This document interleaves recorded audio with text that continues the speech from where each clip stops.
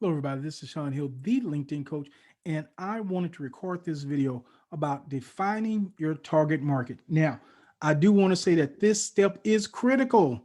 I could have put like underline and highlights and bold and all that good stuff, but I just didn't want to go that far. But it is absolutely critical that you do this because what happens when you don't have a defined target market is you think that everybody is your target market and you waste a lot of time and money trying to market to everybody. And when you market to everyone, you market to no one. So what this exercise is designed to do is to help you pinpoint exactly who it is you need to be targeting, and then you can go and reach that group. So number one, start with you.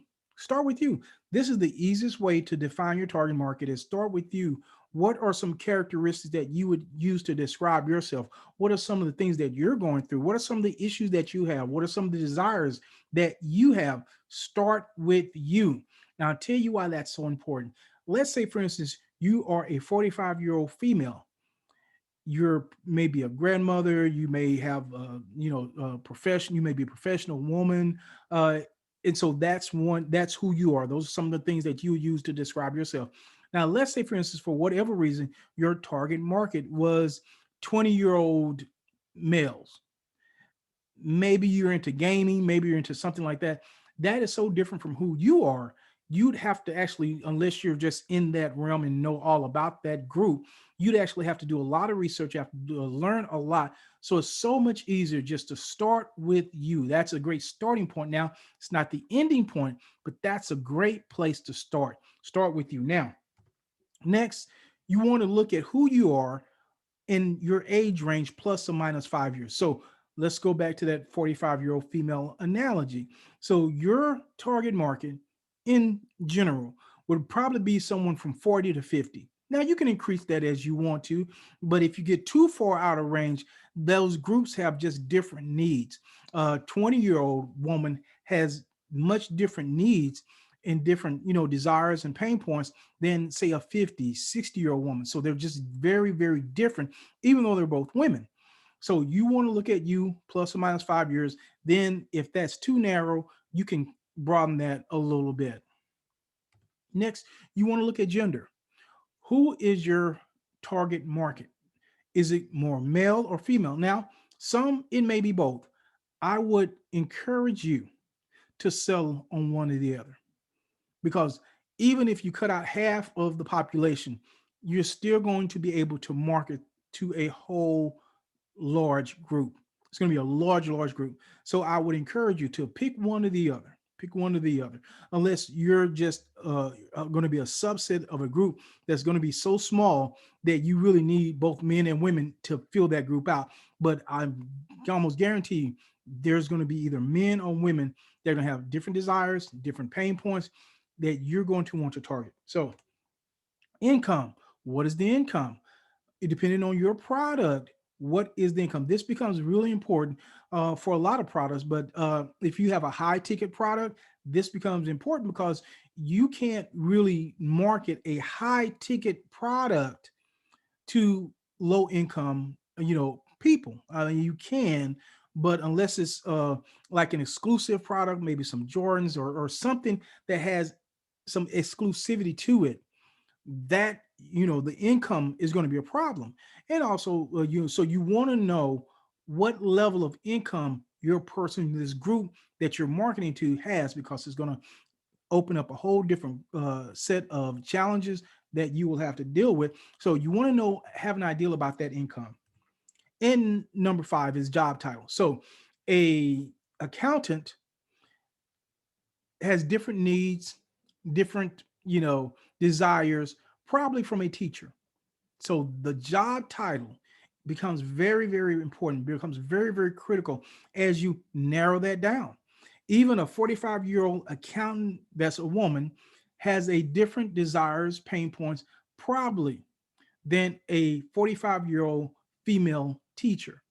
So everything else being the same, the job title really becomes important because now you're speaking to that person's job, or you're speaking to that person's kind of classification. Once again, not right or wrong, good or bad, one's not better than the other. Is who can you speak to? Because each job may have a specific pain point that you really want to help that person solve. Now, here is the critical thing. Stop here. I'm going to go in depth a little bit more, but these are the 5 critical pieces I want you to start with. Start with these 5, get your target market. Now, what I'm going to share with you next is just refining those. Here's the greatest danger that you will face. If I give you more, you're going to want to complete the rest before you do anything. And the danger in that is you will get analysis paralysis. In other words, what will happen is you will get so caught up in research that you won't take action. And what I want you to do now, these 5 should be real easy for you to identify. Get those done. The rest of them are going to take some time and take a little more research. You don't have to do this all overnight. Do the 5 first, and now once you've done that, continue. Okay, now talking about location. So location becomes really important because all the teachers in one area may have a different desire or a different pain point than the teachers in another location. So you want to be location specific. See how we're getting even more narrow. Number 7, what are the 5 biggest pain points of this group? 5 biggest pain points. And one of the best ways to do that is just research. Just go to Google. Google has so much information. Literally, you can just go to Google and type in the 5 biggest pain points of teachers in Dallas, Texas. That may be a little bit specific, but you understand what I'm saying. That's one way of doing it. Another way is just reaching out, saying, hey, I'm taking a real quick survey. Hope you don't mind. Get to that group. That's why defining the group is so important, because now you have a specific group to target. Hey, can you tell me what your 5 biggest pain points are? So that's another way to do it. But you can do either one of those. So 5 biggest pain points. This is what you want to solve for this group.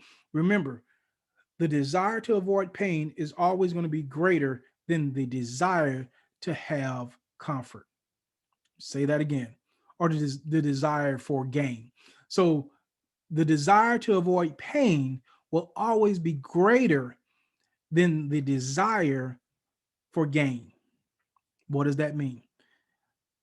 It means that given an opportunity to either have my tooth fixed so that I don't have the pain in my tooth, or I can win $10 or $100.